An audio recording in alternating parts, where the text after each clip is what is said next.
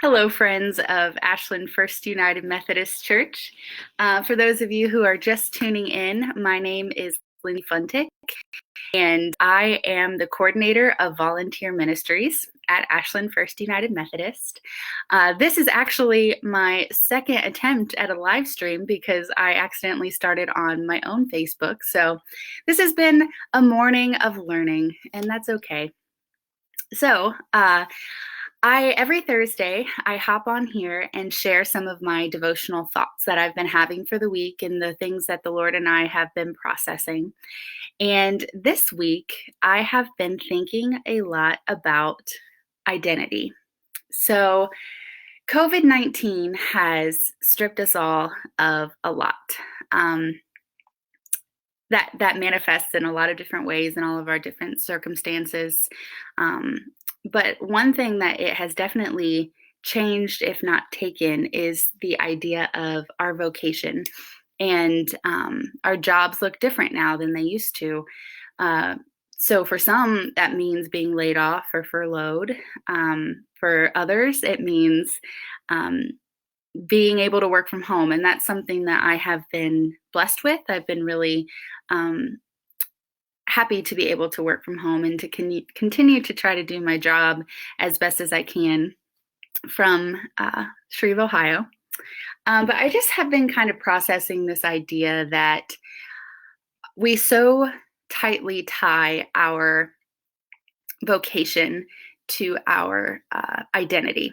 And so it makes me think about, like, who is a teacher if he can't walk into a classroom? And who is a chef if she's only cooking for herself? And who is a coordinator of volunteer ministries if she can't coordinate volunteers as she once did? And that's a really difficult thing for us to sort of tease out and to separate. And makes us really think about the fact that when we strip away all of our quote unquote productive contributions to society, and that doesn't always have to mean a job. Sometimes that's our ability to volunteer or even just our ability to interact with our neighbors. When we strip all of that away, I've just been processing what identity are we left with, and what is the things to which we can cling when all else is stripped away. So as I was really struggling with this last week, and really struggling with some anxiety. And I know that I am not the only one to struggle with anxiety. So I would love to pray with you, pray together as we all kind of walk that road together. But last week, as I was struggling, the Lord brought me to Ephesians 2, specifically verses 6 and 7. And I've just been kind of rooted there the last week. So it says, "And God raised us up with Christ and seated us with him in the heavenly realms in Christ Jesus, in order that in the coming ages he might show the incomparable riches of his grace expressed in his kindness to us in Christ Jesus." And so I have been thinking about that. And at first glance, he raised us up in Christ so that he might show the riches of his grace, so that we might be able to preach the gospel, to share the kindness that he showed to us in Christ Jesus. And initially, when I read that and he led me there, I was thinking, like, oh man, like I'm raised up so that I can preach you well. And my sharing and my ministry, all of this looks a lot different now. So have I, quote unquote, earned my seat in the heavenly realms?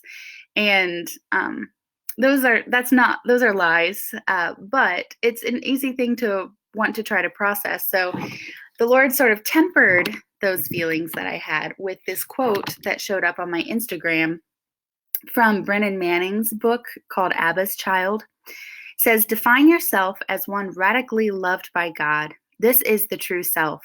Every other identity is illusion. God's love for you and his choice of you constitute your worth. Accept that and let it become the most important thing in your life." So, all this week, I've been drawing connections between Ephesians 2, 6 and 7, and this quote from Brennan Manning.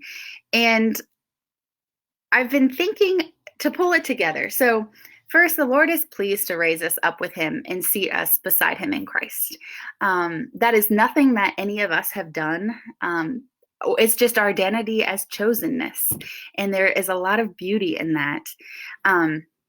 So he raised us up, and that's in his grace and in his kindness that he did this. So it wasn't specifically so that we can be of use to him, or that we might be worthwhile citizens, or et cetera, et cetera, et cetera.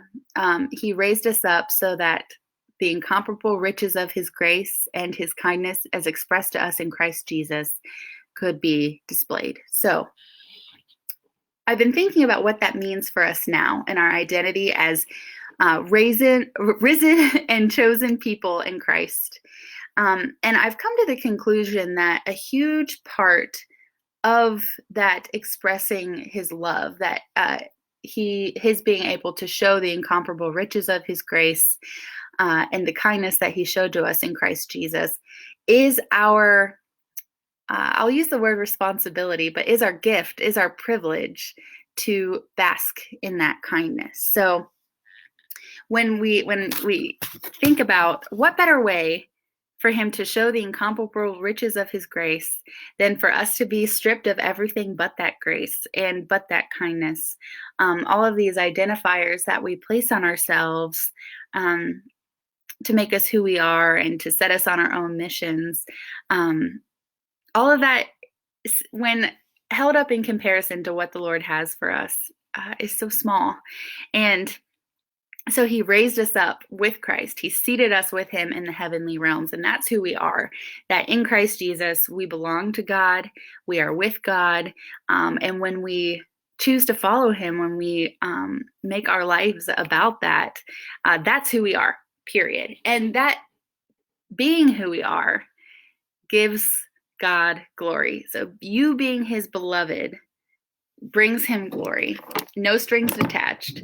And so in Manning's quote, we need to define ourselves as one radically loved by God. This is the true self. That's it. You're not a mechanic. You're not simply a mechanic. You're not simply a grandma. I'm not simply a coordinator of volunteer ministries. I am a daughter of the Most High. I've been seated in the heavenly realms in Christ Jesus, and that in and of itself expresses his goodness and his kindness and his grace. So, as we're kind of all walking through this adventure, this really difficult, strange season of COVID-19, wherever you find yourself, vocationally or otherwise, I just want you to know and encourage you that you are the beloved of God, that your truest core identity is God's own. And he is pleased with that. He is pleased with you. He desires to be with you, and he desires for you to have a rootedness in him as opposed to anything else, so that when all of those proverbial houses fall, as for some of us they really have, in bigger and smaller ways, he still stands. We still stand on him, and that's the firmest foundation that you could possibly have. So my prayer for you is that you would know your identity as the beloved of God, apart from any job or contribution or vocation that you might have, and that you have had or that you will have. First and foremost, you are his, and you are loved. So I share this because I am preaching this to myself as well. But if you have any other prayer requests or praises that you want to share or jokes that you want to tell me, please feel free to message the church Facebook, and be happy to interact with you. It is my joy to pray with people, and it's a joy to even pray virtually, so we can set up a Zoom call, what have you. So just know that you are loved. I love you, First United Methodist. I think of you often, pray for you every day. And I trust that the Lord is drawing you near in this time. So stay well, be healthy, and hopefully we will see each other soon.